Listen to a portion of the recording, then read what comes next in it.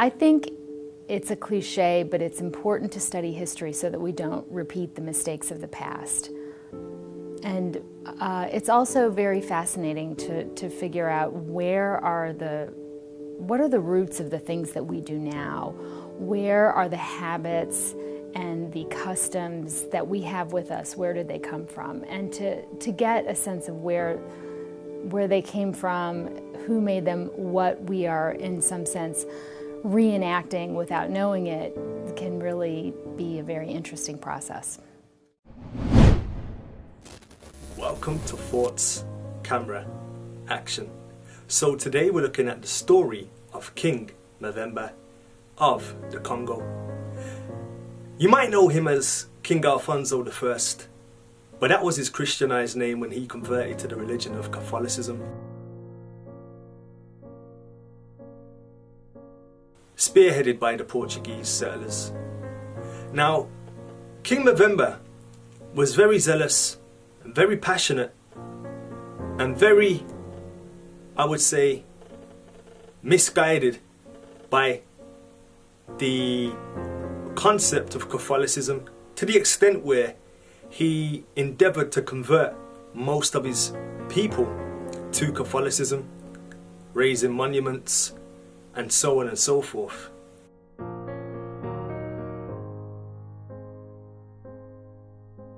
Now, eventually, King Movember became disillusioned to the foreign occupation or invasion of the Portuguese, and as a result he started to write letters containing grievances of the treatment of his people.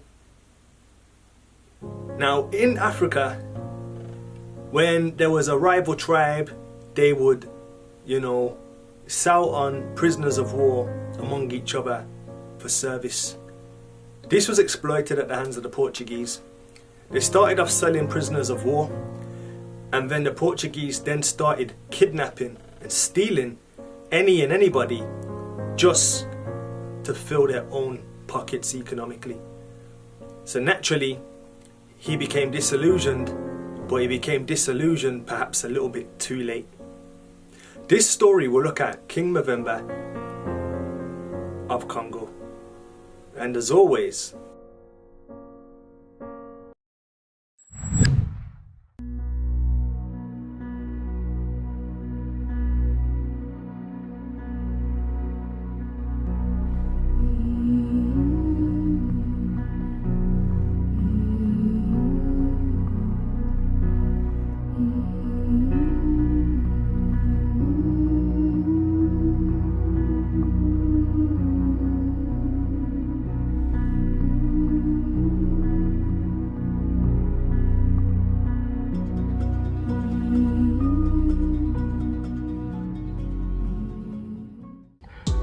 it all began with a medieval European adventurer called Diego Cao landing at the mouth of the river Zaire in 1482.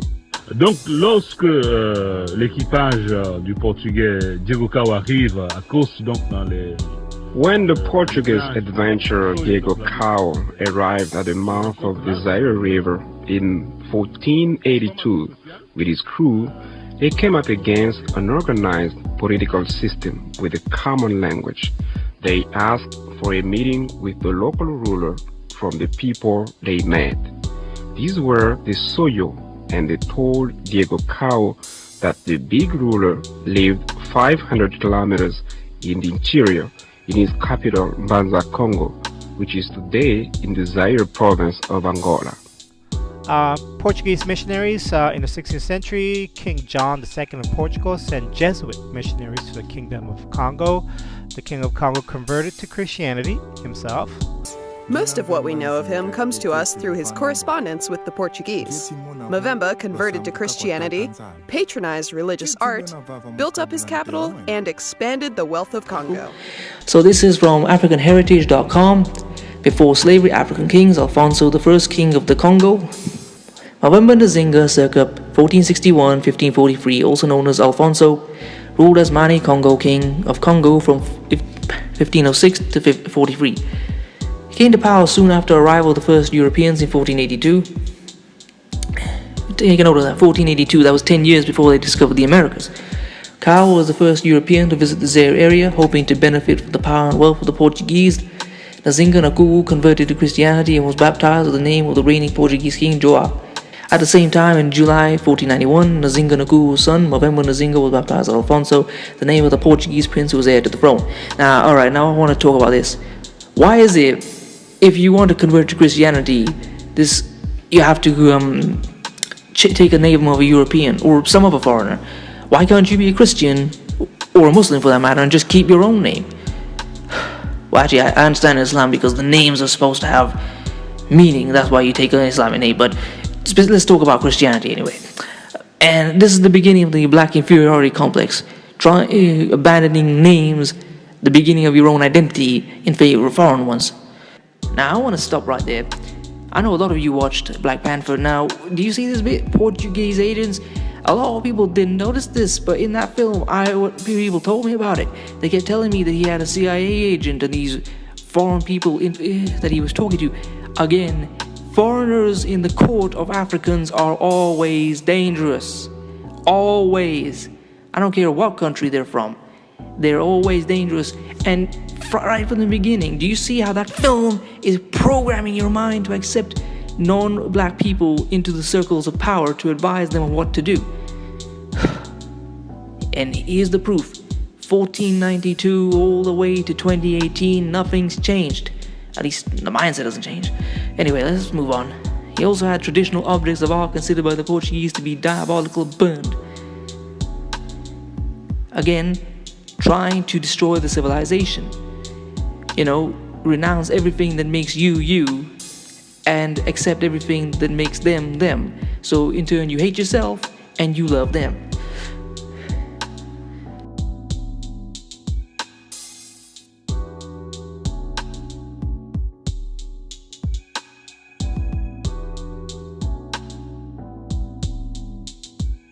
By 1576, Portuguese traders and missionaries had spread throughout the kingdom.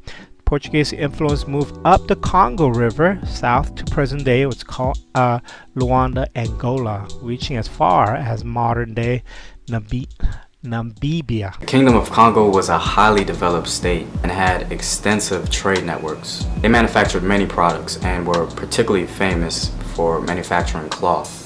They styled themselves with a loincloth made from various fabrics like silk, linen, cotton, and even velvet.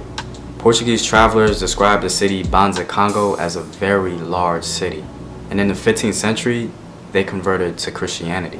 The first Congolese ruler to convert to Christianity was Nzinga Nkuku. He allowed many Catholic priests into the region. However, Christianity largely remained amongst only the elite in Congo society. Now, while King Nkuku eventually abandoned his Christianity for his African traditional beliefs, his son Vemba Nzinga adopted Christianity on a statewide scale, and he seemed pretty serious about it. His son Vemba Nzinga adopted Christianity on a serious level, making it the official religion of the Congo, and he even created a Congolese coat of arms that was used by other Congolese leaders on all official documents. King Vemba, or Alfonso, came to power at the height of political power in the Congo. Now, Vemba seemed genuinely converted to Christianity, as he not only built churches, but he also built religious-oriented schools in his region. During his reign, Congolese words were used to advance Christian concepts, and the Bible was actually renamed Kanda Ukisi in order to adhere to the Congolese language. We hear the voice of the Mani Kongo, the king of the Congo himself, speaking directly to us across the centuries in a unique set of letters between him and the King of Portugal. Writing here on October the 5th, 1514, from his palace in Mbanza, Congo. Very high and powerful prince, we Dom Alfonso, by the grace of God, King of the Congo and Lord of the Ambundu, recommend ourselves to your highness as a king which we love very much. We want you to know that we are already Christians. Once the opening formalities were over, King Alfonso set about unburdening himself, particularly his irritation with a Portuguese merchant called Fernão de Melo. He sold our goods at the lowest price possible. With the money, he bought a slave from Gore and another. He sent us them in one of the first ships, saying they were the carpenters. At the same time, he sent her some blue cloth, all gnawed by rats.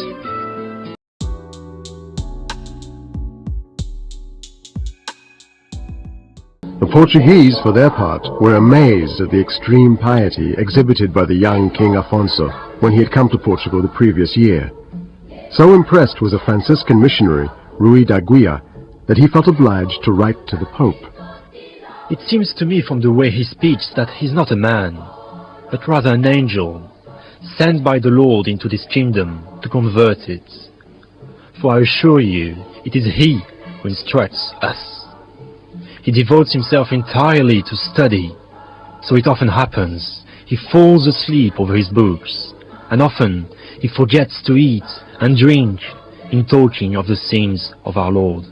King Vemba even sent his son to Europe to be educated. His son eventually became ordained as a priest and eventually became the first black bishop ever. Now, to give you some guys some perspective on what was going on in other parts of Africa, during this time Africa was flourishing under Askia the Great and the Songhai Empire. So we had African Muslims in Western Africa and African Christians in Southern Africa. So yeah, there's an extensive history of Islam and Christianity within Africa, just like most parts of the world. Now, from the beginning, the Kingdom of Congo and the Portuguese relationship was actually pretty healthy, but over time it began to deteriorate due to Portuguese interests. The Congo actually became a very good source of slave labor. During the expansion of the Congo Empire, the Congolese would actually frequently sell war captives to the Portuguese due to the demand of slave labor. However, this process quickly began to go out of control. King Vemba quickly suspected the Portuguese were actually gaining slaves illegally, meaning these people were pretty much common citizens. The Portuguese wanted to make more money, so they were getting involved with the slave business, and then they wanted more slaves than was available.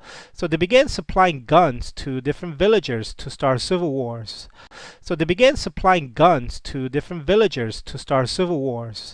At this time, King Alfonso I wrote to King John asking him to stop the slave trade, because some kings realized this is getting bad. This is pretty bad here. Upon this reality, King Vemba writes a letter to the King of Portugal saying, and I quote, "Each day the traders are kidnapping our people, children of this country, sons of our nobles and vassals, even people of our own family. This corruption and depravity are so widespread that our land is entirely depopulated.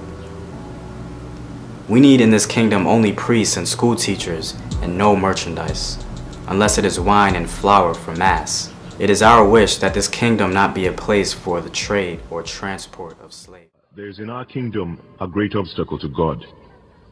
Many of our subjects crave the Portuguese merchandise which your people bring to our kingdom so keenly. In order to satisfy their crazy appetite, they snatch our free subjects. They even take our noblemen and sons of noblemen, even our kinsmen. They sell them to white men who are in our kingdom, after having transported their prisoners on the sly in the dead of night. Then they are branded. The white men allege that they have bought them, but they cannot say from whom. You were talking about earlier that there are certain African leaders at the time that we should pay more attention to and talk about.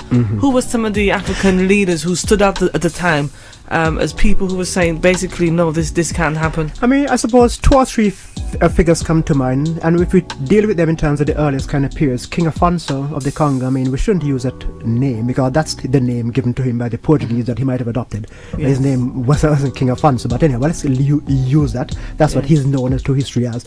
But he came to the throne in the Congo, around early 16th century. But he wrote, and he was literate, he wrote a number of letters which still exist, protesting at the slave trade. Alfonso I. And we're going to see this letter to the King of Portugal. And here's the King of Portugal. He was the king from 1521 to 1557. And Alfonso I is going to have some complaints that he's going to write to the King of Portugal about how his people have been treated by the Portuguese who have been coming into his land as guests.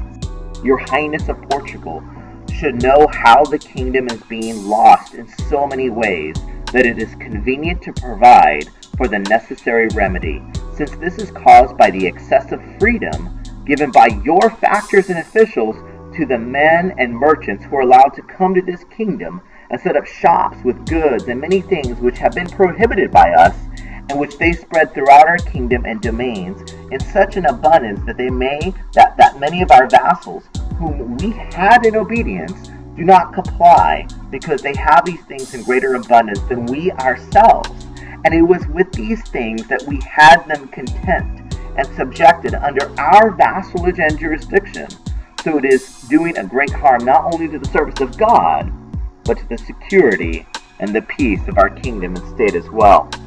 In other words, what King Alfonso I is saying to the King of Portugal is, you sent all these whites into our country. There's merchants and there's priests, and that's good, but a problem has occurred. In fact, what he's saying is that you flooded the market here in our country with so many European products that my princes, my vassals, the people that work under my authority, they are able to get those products directly from Portugal very easily. And that's a problem, because my people, my vassals, my princes used to look to me as a source of income, look to me as a source of these rare European goods. But now your guys are coming in our country and they have direct access to European products. And if they have direct access to European products, they're not looking to me as a sign of authority anymore. Now this is a big problem, because as the Portuguese and the leaders are entering in, you can see that there's these different goods that these Africans on the very bottom are carrying. And you can see even here's this white priest kind of like being carried around, as he travels throughout Angola, also known as modern-day Congo. So great, sir, is the corruption and licentiousness that our country is being completely depopulated. It is our will that in these kingdoms there should not be any trade of slaves nor outlet for them. Instead, in 1540, instead of listening to request of King Alfonso I, King John sent more guns, and that eventually leads to the collapse of the Kingdom of Congo. Neighboring kingdoms, which had once formed its network of alliances, began to form their own unilateral treaties with the Portuguese, and the exodus of men and women across the Atlantic to service the slave plantations of the Americas proceeded relentlessly, reducing the equatorial basin in parts to a wasteland. The year is 1526. The charmed relationship between the Bakongo and the Portuguese is drowning in a tide of greed and cruelty, and the trade in slaves, which had originally given the Money Congo the purchasing power to buy foreign goods, is now increasingly out of his control, and worse, robbing the kingdom of its best men. The Money Congo, King Alfonso I, is unhappy. The other person who comes to mind within the same kind of region is, of course, Queen Nzinga. She, in fact, of course, comes to power in Ndongo. And in some ways, we need to locate her in the kind of destabilization of the Congo, because Queen Nzinga's kingdom was initially a tributary kingdom to the Congo. That the Portuguese encouraged her to break away. She comes to power in the destabilization that takes place in the 1620s, roughly 1624, and for 30 years or so, she leads a campaign against the slave trade. And it's really only with her death that the situation is in fact created whereby the Portuguese can in fact now, as it were, install their own puppet leaders in some of these places. So Queen Nzinga, I think, is a significant kind of figure. She's a powerful figure. She too, again, was literate. A number of her letters survive. And I would, of course, encourage listeners to really get into this kind of literature. Okay, it's up to us to make that available. Yes. Now, those written by King Alfonso, by Queen Nzinga, and of course, Queen Nzinga, her father prepared her to be the woman and the leader that she was. She was stronger than her brother who preceded her. Now, she was a very, very skilled diplomat. What's interesting about her, for example, you have this one group called the Jaga, J-A-G-A, marauders. They are mercenaries, essentially, all right? But she was able to form an alliance with the Jaga to challenge those Africans who fought on the side of the Portuguese, and also to challenge the Portuguese. Now, she went to them in 1622 and said, hey, let's make a peace treaty. I'll give you back your captives. You leave Ndongo. You leave Matamba. They said, yeah, okay. And then this is true now. They said yes. They said, okay, this is what we're going to do. She turned her back. They attacked. This is 1622. And some 30-something years later, because of all of her effort, they ended up signing that very same peace treaty. All right, this is from 30 years, well, I guess 44 years before. Right? And during this time, especially throughout the whole of the 1940s, Queen Nzinga led her troops in battle. She didn't sit back comfortably somewhere and await reports. She led them into battle over again when they were in situations where they knew they weren't going to prevail. She came up with ways to enable them to escape. And the victories that they won, where they prevailed, she led them in battles. When they needed to form new alliances, she's the one who went out and got the new alliances. She's the one who formed the alliances with the Dutch to acquire weaponry to challenge the Portuguese.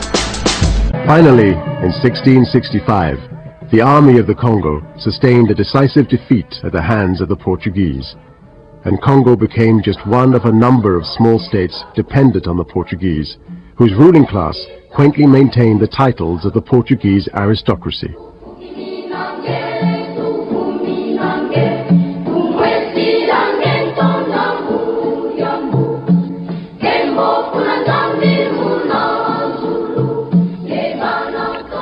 The arrival of the Portuguese signaled the end of one of the biggest equatorial states in Africa.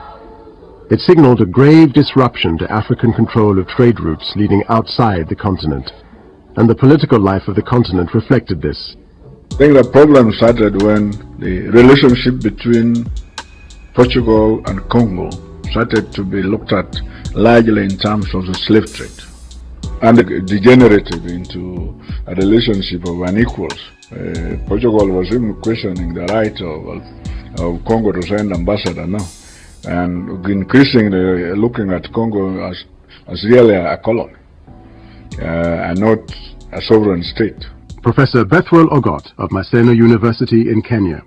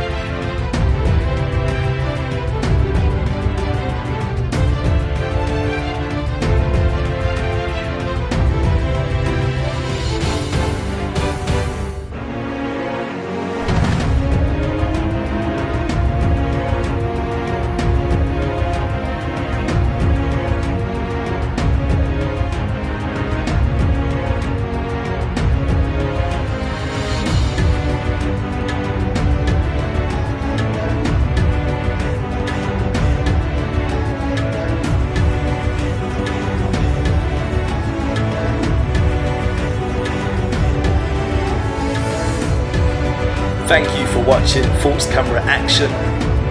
Before you go anywhere, don't forget to click subscribe.